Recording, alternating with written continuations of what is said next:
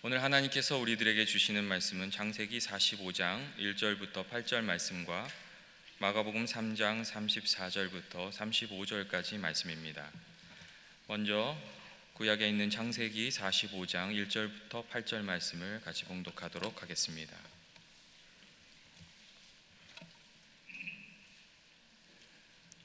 같이 읽겠습니다. 요셉이 시종하는 자들 앞에서 그 정을 억제하지 못하여 소리질러 모든 사람을 자기에게서 물러가라 하고 그 형제들에게 자기를 알리니 그때 그와 함께한 다른 사람이 없었더라. 요셉이 큰 소리로 우니 애굽 사람에게 들리며 바로의 궁중에 들리더라. 요셉이 그 형들에게 이르되 나는 요셉이라. 내 아버지께서 아직 살아 계시니이까. 형들이 그 앞에서 놀라서 대답하지 못하더라. 요셉이 형들에게 이르되 내게로 가까이 오소서. 그들이 가까이 가니 이르되 나는 당신들의 아들 요셉이니 당신들이 애굽에 판 자라. 당신들이 나를 이곳에 팔았다고 해서 근심하지 마소서. 한탄하지 마소서. 하나님이 생명을 구하시려고 나를 당신들보다 먼저 보내셨나이다. 이 땅에 2년 동안 흉년이 들었으나 아직 5년은 밭갈이도 못하고 추수도 못할지라. 하나님이 큰 구원으로 당신들의 생명을 보존하고 당신들의 후손을 세상에 두시려고 나를 당신들보다 먼저 보내셨나니 그런즉 나를 이리로 보낸 이는 당신이 아니요 하나님이시라. 하나님이 나를 바로에게 아버지로 삼으시고 그 온 집 주로 삼으시며 애굽 온 땅의 통치자로 삼으셨나이다. 아멘. 다음으로 마가복음 3장 34절부터 35절 말씀입니다. 같이 읽도록 하겠습니다. 둘러 앉은 자들을 보시며 이르시되 내 어머니와 내 동생들을 보라. 누구든지 하나님의 뜻대로 행하는 자가 내 형제요 자매요 어머니이니라. 아멘. 정희수 목사님께서 지난날의 과거를 극복하고 성장하라는 말씀으로 제목으로 주님의 말씀 전해 주실 때에 하나님의 크신 은혜가 여러분에게 임하기를 주님의 이름으로 축원드립니다. 할렐루야. 우리 비전 예배 한번 손 들어 보겠습니다. 비전 예배, 예, 할렐루야. 잘 오셨습니다. 축복합니다. 사랑합니다. 올해 우리 교회 목표는 온 교인들이 한 마음으로 영적인 보다 깊은 성숙으로 나가는 것입니다. 그래서 우리가 성장하는 인생이 되기 위해서 우리는 무엇보다도 건강한 영성을 지니며 살아가야 합니다. 그러기 위해서는 무엇보다도 우리가 거룩한 하나님 안에서 건강한 자상을 갖자. 내가 누구인가, who I am, 내가 누구인지를 잘 깨닫고 그래서 참된 자아를 우리 그리스도 안에서 발견하자. 이런 말씀으로 제가 첫째 주간에 말씀드렸습니다. 오늘 드리려는 말씀은 우리가 건강한 영성, 건강한 성숙을 갖기 위해서 하나님께서 우리에게 주신 가족들, 또 특별한 만남, 특별한 장소에 대해서 거기에 나타난 하나님의 뜻을 우리가 잘 되새기고 사는 것이 중요합니다. 우리를 이 땅에 보내주신 가족들의 의미, 그 의미가 무엇일까? 그것을 겸손하게 살펴봐야 합니다. 가족을 통해서 여기 이렇게 우리 여러분들의 가족들, 여기에 우리 할아버지, 할머니, 또 증조 할아버지, 증조 할머니, 또 우리 모든 가족에 나타난 그 지난날의 가족 간의 정서적인 앙금이나 상처를 우리가 잘 치유하는 것이 필요해요. 가족이 우리에게 긍정적인 영향력을 준 것도 있지만 파괴적인 영향력을 준 것이 있으면 우리가 그리스도 안에서 이것을 발견하고 그리고 우리가 치유해서 우리 앞으로 이 장애물들을 극복하여 새로운 발전의 성장의 발판으로 삼아요.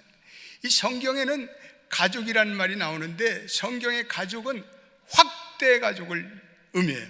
적어도 3, 4代에 걸친 가족이, 여기에는 형제, 자매, 삼촌, 조카를 비롯해서 조부모 그리고 증조부모까지 우리와 연결된 모든 가족들을 다 얘기합니다. 저도 옛날에는 이 확대 가족에 대해서 신경을 쓰지 않았어요. 또 미국에 이민 온 사람들은 한국의 일가 친척을 잊고 사는 사람들이 많습니다. 그런데 나이를 드니까 이 확대 가족을 통해서 내 인생에 나타났던 가치관과 내 인생에 나타났던 일정 부분의 영향력을 인정하지 않을 수 없어요. 나의 기질, 나의 가치관, 그리고 나의 신체적인 특징에 이르기까지 지난날의 부모님과 그리고 확대 부모님들의 영향력 아래에 있다는 사실을 깨닫게 되는 거예요. 종종 우리 누님들이 저를 보면서 이래요. 이 정 목사는 나이 드니까 아버지를 닮아가 그래요. 저는 어머니의 성품과 기질을 닮았다고 생각했는데 아버지가 내 안에, 내 모습 안에서, 내 모습에서 아버지가 나타난다니까 그거 신기하더라고요. 저는 아버지는 별로 닮았지 않았다고 생각했거든요. 근데 아버지가 나타난다는 거죠. 우리는 이 땅에 살면서 많은 외부적인 사건과 상황에서 영향을 받는데 가장 강력한 영향력은 우리 가족으로부터 오는 거예요. 그래서 일찍이 나는 가족을 떠나서 살았습니다. 그래도 여전히 나의 삶의 태도와 가치관이 내가 의식하지 못하든 의식하든지 내 가족으로부터 유래된 것들이 적지 않습니다. 우리의 삶에 나타나는 부정적인 모습들이 있어요. 어떤 사람들은 권위에 대해서 이렇게 굉장히 불신해요. 권위를 잘 받아들이지 못하는 사람들이 있어요. 또 어떤 우리에게 나타나는 병력들, 또 중독들, 어떤 잘못된 기질들, 습관들, 성격들, 이런 것들은 지난 세대에 우리에게 찾아온 가족관계에서 오는 유전적인 전이가 될 수가 있다고요. 물론 그것이 후천적인 일 수도 있지만 선천적인 가족의 그러한 유래에서 찾아오는 것일 수도 있다는 것이죠. 성경에 나타나는 가장 놀라운 말씀은 이 출애굽기 20장 5절로부터 6절 말씀이에요. 이 신비한 말씀이에요. 한번 우리 읽어보겠습니다. 시작. 그것들에게 절하지 말며 그것들을 섬기지 말라. 나 내 여호와는 질투하는 하나님인즉 나를 미워하는 자의 죄를 갚되 아버지로부터 아들에게 3, 4대까지 이르게 하거니와 나를 사랑하고 내 계명을 지키는 자에게는 1000대까지 은혜를 베푸니라. 아멘. 이 놀라운 말씀이에요.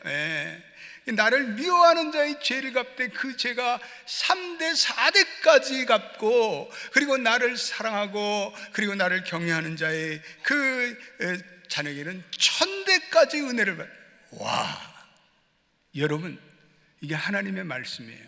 어떤 분들은 이거 후라이라고 할 수 없어요.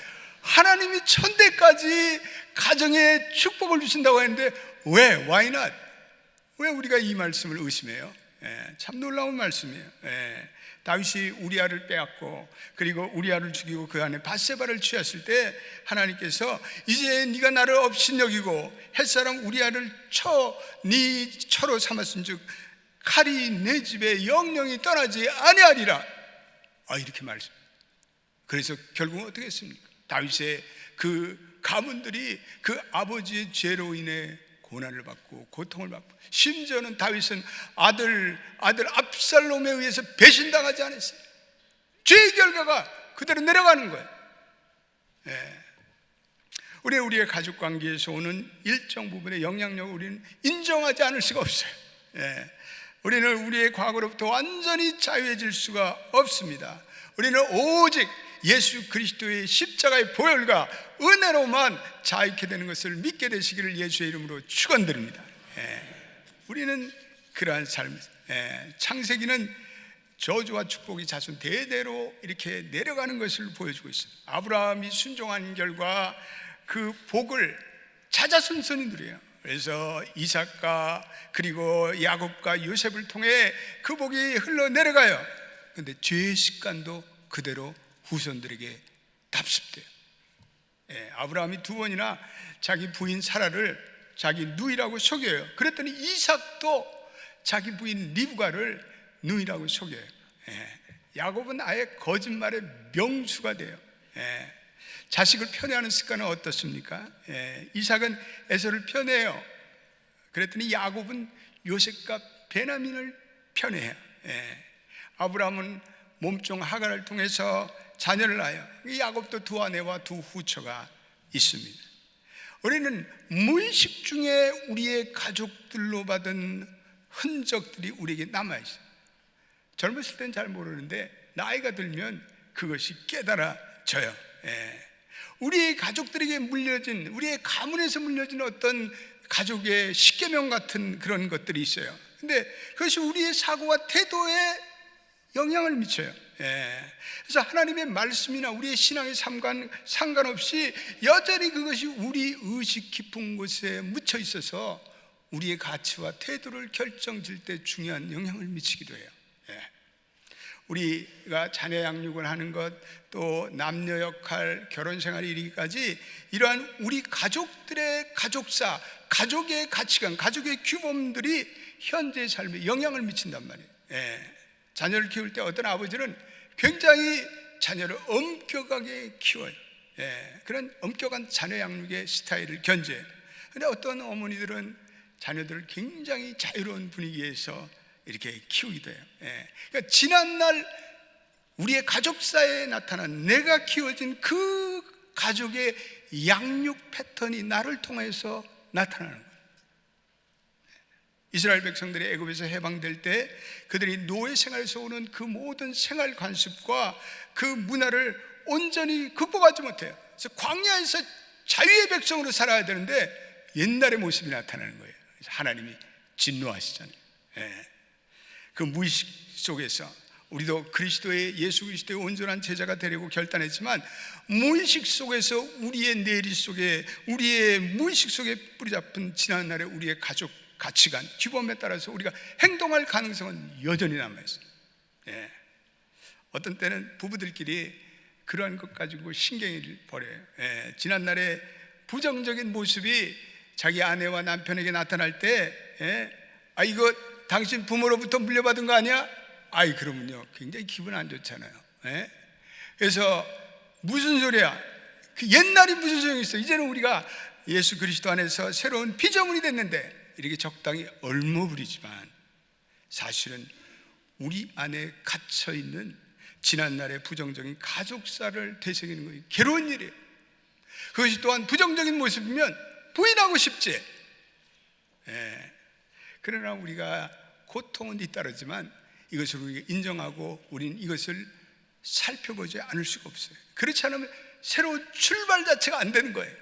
그래서 가족으로 인해서 해결되지 않는 앙금들, 상처들, 가족 간의 부정적인 감정의 짐들을 내 후대까지, 내 후손까지 물려줄 수는 없어요.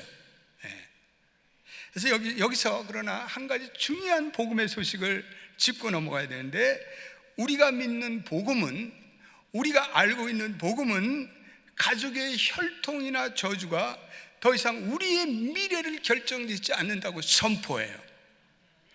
이제 우리의 미래는 오로지 여호와 하나님께 달려있으면 여러분 믿습니까? 믿으시게 되길 바랍니다. 그래서 가족의 어떠한 과거도 우리의 운명을 지배하지 않아요. 우리는 복음에 따라서, 우리는 복음에 의하면 우리는 그리스도 예수 안에서 새로운 피조물이 되고 우리는 하나님의 자녀가 됐어요. 할렐루야. 하나님의 자녀로 저와 여러분들이 이제는 입양된 거예요. 새로운 우리의 시작이죠. 예수 그리스도를 영접할 때 우리는 성령으로 거듭나요. 그리고 어둠의 나라에서 빛의 나라로 옮겨져요. 사도 바울은 이것을 로마 시대 입양제도로 설명합니다. 이제 하나님은 우리의 아버지가 되시는 거예요. 우리는 하나님의 자녀가 되고 우리에게 이제 새 이름, 새 기업, 새 가족, 새 형제, 자매들이 우리에게 주어진 거예요. 복음서에 보면 예수님과, 그리고 예수님과 그의 모친 형제들의 얘기가 나옵니다. 예수님이 어디서 말씀을 전하는데 형제들과 모친이 찾아왔어요. 이 형제들과 모친은 예수님이 자신들이 원하는 기대와는 다른 길을 걸어간다고 생각하고 있었어요. 그런데 예수님께서 말씀을 전하는데 그들이 왔다는 기별을 듣고 거기 모인 사람들을 보고, 둘러앉은 사람들을 보고 말씀하는 것이 오늘 우리가 읽은 이 마가복음 3장 34절로 35절의 말씀, 한번 우리 읽어보겠습니다. 시작. 둘러앉은 자들을 보시며 이르시되 내 어머니와 내 동생들을 보라. 누구든지 하나님의 뜻대로 행하는 자가 내 형제요 자매요 어머니라. 누구든지 하나님의 뜻대로 행하는 자가 내 형제요 내 자매요 내 어머니라. 이 파격적인 말씀이에요. 여러분, 기독교는 효를 부인하는 그러한 신앙이 아닙니다. 오늘 여기 나온 말씀은 이 새로운 형제 자매에 대해서 정의를 내리고 있는데, 하나님은 우리에게 이제 새로운 영적인 가정이 탄생됐음을 선포하고 있어요. 하나님께는요 손자 손녀가 없어요. 언제나 아들 딸이에요. 그래서 할아버지도 우리 하나님을 향해서 아버지라고 부르고, 우리 아버지도 아버지라고 부르고, 우리 아들 딸들도 다 하나님을 향해서 아버지라고 불러요. 이제는 혈연적인 촌수관계는 우리 아버지, 하늘 아버지 안에서는 별로 의미가 없어져요. 오직 하나님만이 우리의 아버지 되시고, 우리는 그리스도 안에서 모든 하나님의 자녀가 된 거예요. 이것은 하나님의 공동체가 주는 축복인데, 예수님은 한마디로 혈연 공동체보다도 더 강력한 소중한 공동체가 탄생했는데, 한마디로 영적 공동체, 영적 가족이 탄생되는데, 영적 공동체가 혈연 공동체를 뛰어넘어요. 마태복음 10장 37절에도 아비나 어미를 나보다 더 사랑하는 자는 내게 합당치 않다. 우리가 진정한 예수의 제자로 살아가는 모습은 지난날에 우리의 가족으로부터 유래된 잘못된 모든 것을 이제는 벗어버리고 그리스도 안에서 새로운 가족으로 살아가는 것을 의미해요. 우리가 물론 지난날의 조상들의 그런 어떤 그 귀한 교훈, 가문의 교훈들을 중요시 여겨야죠. 그래, 우리가 그리스도 안에 이제 있는 사람들이 된 후로부터 모든 것의 우선순위는 하나님께 먼저 예배하는 거예요. 하나님을 순종하는 거예요. 하나님을 경배하는 거예요. 예수 그리스도 안에서 나타난 이 사랑이 가장 먼저 돼야 할 절대적인 사랑이에요. 여러분 믿습니까? 주 안에서 만난 성형제 자매들이 새로운 형제요 자매들이에요. 저는 지난주에 어느 동역에서 이제 와서 예배를 좀 드려달라고, 개업 예배를 드려달라고. 그 동역은 한 4가정이 모이는 굉장히 단출한 동역이었습니다. 근데 그날에 동역원 중에 한 분이 이전 개업 예배를 드렸어요. 그래서 이제 예배를 드리는데, 그 집사님이 18년 동안을 작은 픽업 스토어를 경영했어요. 1년 내내 365일을 열어야 하는 거예요. 그 자리를 빌 수가 없어요. 얼마나 힘들겠어요. 또 가정의 문제로 하나님께 눈물로 기도하는 그러한 제목이 있던 그 집사님이었어요. 근데 좋은 동역을 만났어요. 좋은 동역장을 만났어요. 그래서 그 동역장 되시는 장로님 4분이 그 동역원들을 사랑하고 따뜻하게 기도하고 아름다운 동역 모임을 갖고, 심지어는 동역원들의 사업 문제까지 챙겨주십니다. 그래서 그 동역장 장로님이 영어도 잘하고 그러니까 그 동역원이 좋은 지역에 좋은 코인 란드리 샵을 이번에 이전 개업하도록 도와주셨어요. 이거 가봤더니 메모리 드라이브에 아주 기계도 한 100대 있고 너무나 좋은, 들어가는데 감동이 오더라고요. 하나님 감사합니다.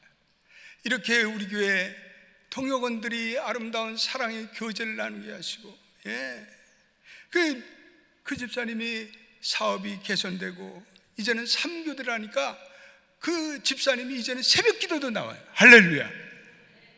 얼마나 감사한 일이에요. 정말 놀라운 사랑과 돌봄의 동역이었어요. 웬만한 형제자매보다 나아요. 훨씬 더. 어떤 형제자매들은 서로 미워하고 싸우고 재산 가지고, 부모의 재산 가지고 원수가 되고 그러는 판에 예수 그리스도 안에서 혈연을 초월하는 아름다운 사랑의 공동체가 펼쳐지고 있더라고요. 저는 그 모든 간증을 들을 때 마음에 참 은혜가 되었습니다. 여러분 그렇습니다. 이 예수 그리스도 안에서 만나는 형제자매의 사랑이 육신의 사랑을 때때로 뛰어넘는 거예요. 하나님 안에서 만나 교제하는 새로운 형제자매들이 서로 그리스도 안에서 아름다운 사랑의 교제를 나누기를 예수의 이름으로 축원드립니다. 때때로 우리는 육신의 가족으로부터 상처를 받고 아픔을 느낄 때가 얼마나 많아요. 그러나 완벽한 가문, 그리고 완전한 사랑의 가정이 어디 있겠어요? 지난날 지나칠 때 엄격한 아버지, 그리고 이 가까운 친지로부터 신체적인 학대를 받는 일도 있어요. 정신적인 학대를 받고, 심지어는 성적인 학대를 받아요. 미국에는 그런 가정들이 많아요. 자기의 직계 가족으로부터 성적인 학대를 받는 일이 있어요. 한국에 최근에 어느 아버지가 그 아들을 죽였잖아요. 세상에 어디 아버지가 아들을 죽여? 그런데 아마도 추정컨대 그 신체적인 그런 아들을 죽인 그 아버지는 그 뭔가 병력이 그 가족으로부터 물려 내려오는지도 몰라요. 그러나 이제는 우리는 그리스도 예수 안에서 지난날의 그런 모든 부정적인 과거를 떨쳐버리고 우리는 새로운 삶을 살 수 있는 길이 열렸어요. 하나님이 우리의 아버지가 되시고 우리는 예수 그리스도를 만나서 보혈의 피로 씻김 받았고 우리는 하나님의 말씀으로 이제는 새로워졌고 성령의 임재가 우리에게 임하게 되어서 우리는 하나님의 뜻 가운데 새로운 형제 자매들을 만나 살아가는 거예요. 할렐루야. 복된 삶. 이전 것은 지나갔으니 보라 새 것이 되었도다. 저와 여러분들이 새로운 가족, 새로운 형제, 새로운 자매를 이제는 만나고 교제하고 사랑해야 하는 거예요. 이 성경에 보면 자신의 과거를 가장 건강하게 극복하고 성장한 사람이 그 요셉. 요셉의 생애는 창세기에서 가장 길게 그리고 있습니다. 요셉의 가정도 다른 가정 보면은 이렇게 불행하고 고통스러운 시간을 보냈어요. 그런데 요셉의 생애는 아주 반전의 생애예요. 아주 드라마틱하고 그리고 흥미진진해요. 한편으로는 가족들이 얼룩진 그러한 사연을 안고 살았지만 요셉은 아버지 야곱의 지나친 편애로 말미암아 형제자매들의 시기와 질투를 받아요. 그래서 그 형제들의 그 시기와 증오심을 자극하는지도 모르고 하나님께서 주신 꿈을 막 자랑스럽게 이렇게 나열하 늘어났어요. 그랬더니 형제들이 증오심이 커졌어요. 이 녀석 가만두면 안 되겠다. 이 녀석을 죽여버리자. 그래가지고 요셉을 죽이지는 못하고 노예로 팔아치워. 여러분, 이게 얼마나 비정한 형제들의 얘기예요. 그 형제들은 또 아버지한테 가서 이 요셉이 들짐승에 찢겨 죽였다고 거짓 보고해요. 그들의 아버지 야곱도 거짓말이 잘하는 명수 아니에요. 질투심 대단해요. 그 가족들의 편력이 자녀들에게 대물림돼. 이 요셉은 애굽으로 팔려간 노예 신세가 돼요. 또 보디발을 섬기다 그 아내를 추행했다는 혐의로 오랫동안 감옥살이를. 요셉도 믿음은 좋지만 감옥에 가서 형제들을 원망했을 거예요. 인생을 한탄했을지도 모르죠. 가족을 원망하며 치를 떨었을지도 모르죠. 그것이 요셉의 과거의 삶인데, 그러나 요셉은 하나님을 사랑했어요. 그리고 형제들에게 그렇게 유린당하면서도 그는 하나님과 동행하며 살아갔어요. 하나님은 그런 요셉에게 은혜를 베푸셨어요. 그리고 요셉이 가는 곳마다 형통하게 되는 거예요. 그리고 요셉은 하나님의 은혜 가운데 애굽의 국무총리가 되어 그리고는 형제들을 만나요. 그런데요, 요셉이 그 형제들을 용서해요. 축복해요. 그리고 그 형제들을 돌봐줘요. 요셉은 불운했던 과거를 디딛고 일어섭니다. 이게 놀라운 은혜 얘기 아닙니까? 성경에 나타날 수 있는 놀라운 하나님의 은혜의 얘기예요. 요셉이 어떻게 그러한 삶이 가능했는가? 요셉은 늘 하나님의 임재와 주권을 의식하며 살았어요. 오늘 창세기 45장 8절 한번 읽어보겠습니다. 같이 읽어보겠습니다. 시작. 그런즉 나를 이리로 보내니는 당신들이 아니요 하나님이시라. 하나님이 나를 바로에게 아버지로 삼으시고 그 온 집의 주로 삼으시며 애굽의 온 땅의 통치자로 삼으셨나이다. 아멘. 나를 이리로 보내신 이는 당신들이 아니고 하나님이십니다. 요셉은 모든 역경과 고난 가운데 하나님의 위대한 사랑을 확증했어요. 그 어둡고 그리고 그 저주받은 지난날의 과거의 삶 속에서도 하나님의 주권적인 역사가 여전히 운행함을 그는 확신했어요. 그는 가족들의 배신과 그리고 가족들의 증오에도 굴복하지 않아요. 그리고 하나님의 주권에 순종함으로 그는 불행한 과거를 마침내 극복하고 일어섰어요. 그런데 놀라운 것은, 여기 흥미로운 것은 이 요셉이 과거의 슬픈 과거를 망각하지는 않았어요. 그에게 찾아온 지난날의 원망스러운 과거를 인정했어요. 그래서 그는 형제들을 만날 때 너무나 많은 눈물을 흘렸어요. 오늘 우리가 읽은 이 말씀에 보니까 요셉이 형제들을 만난 후에 그 통곡 소리가 너무나 커서 애굽 안의 모든 애굽 성 사람들이 들을 정도였다. 창세기 45장 2절 보십시오. 읽어보겠습니다. 시작. 요셉이 큰 소리로 우니 애굽 사람에게 들리며 바로의 궁중에 들리더라. 여러분, 한번 요셉이 대성 통곡했던 그 마음 여러분 느껴질 수 있어요? 이 형들을 만났어요. 45년 전에 자기를 멸망의 구렁텅이에 넣었던 그 형들을 만났을 때 요셉의 마음에서 끌어올린 어떤 그 말할 수 없는 그 말할 수 없는 아픔이 올라왔어요. 그런데 또 45년 만에 형들을 만나니 반가운 거예요. 그리고 아버지의 소식을 듣기를 원해요. 형제가 이게 뭔지,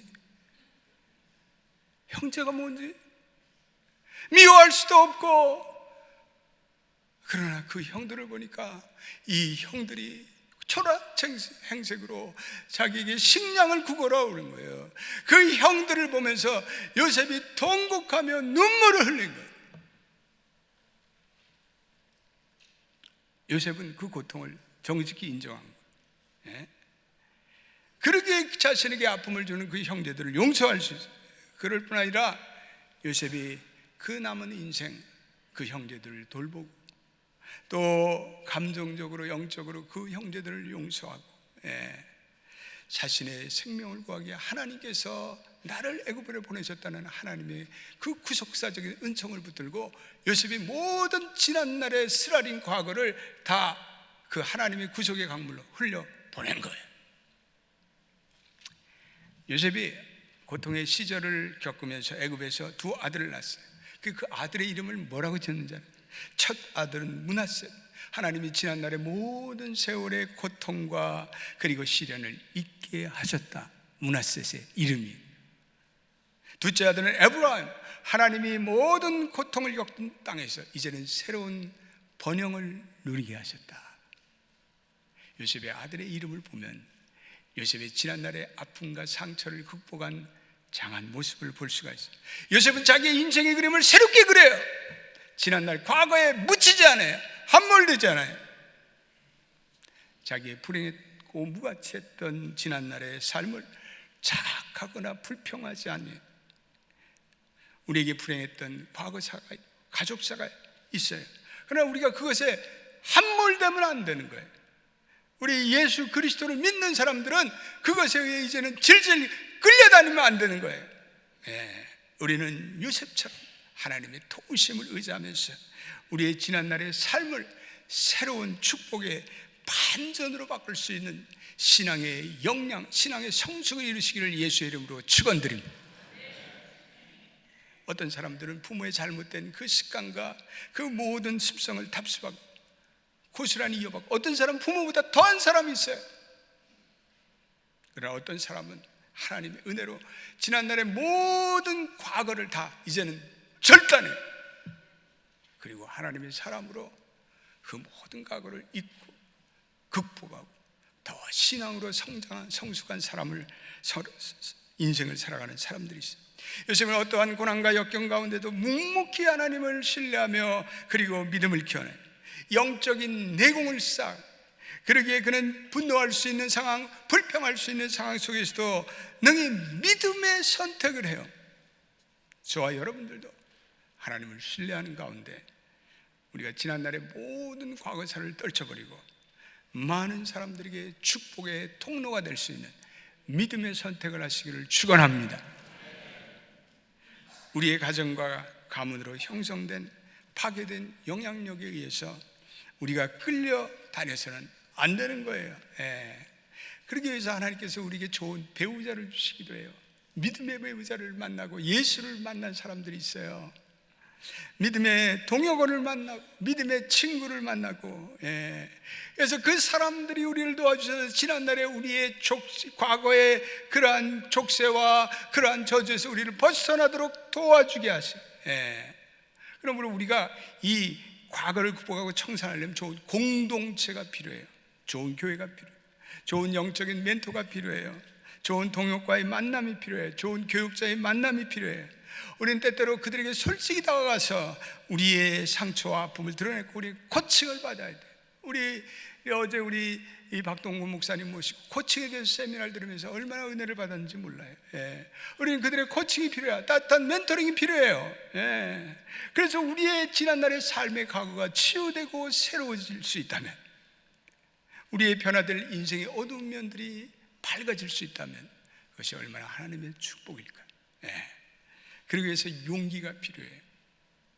그러기 위해서 우리의 자신들을 드러내는 투명성이 필요해요. 기도해달라고 좀 요청할 수 있어야 돼요.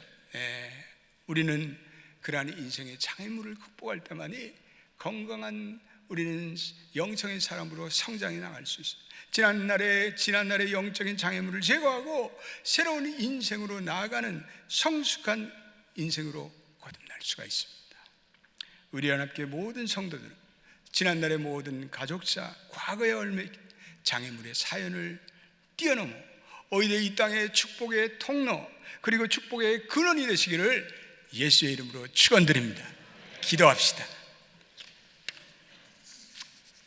주님, 항상 우리를 위해서, 그리스도 안에 있는 인생들을 위해서 새로운 비전, 새로운 목적을 위해 일하시는 주님을 찬양합니다. 저희를 특별한 때에, 특별한 시간에, 특별한 곳에, 특별한 가정에 태어나게 하셨습니다. 저희는 주님이 보시는 모든 완전한 것을 볼 수 없지만 주님이 보여주시는 새로운 미래를 보게 하시고 저를 향하신 주님의 목적과 섭리를 깨닫게 도와주시옵소서. 주님, 과거를 극복하고 그리고 신실하게 제자의 길을 걸어가는 우리에게 필요한 것이 무엇인지 깨닫게 하옵소서. 과거에 짓눌려 살고 과거에 이끌려 살기보다는 새로운 교훈을 얻고 요셉처럼, 그리고 우리의 가족들과 성도들과 손에 손을 잡고 세상 사람들에게 축복의 통로가 될 수 있도록 도와 주시옵소서. 예수님의 이름으로 기도드립니다. 아멘.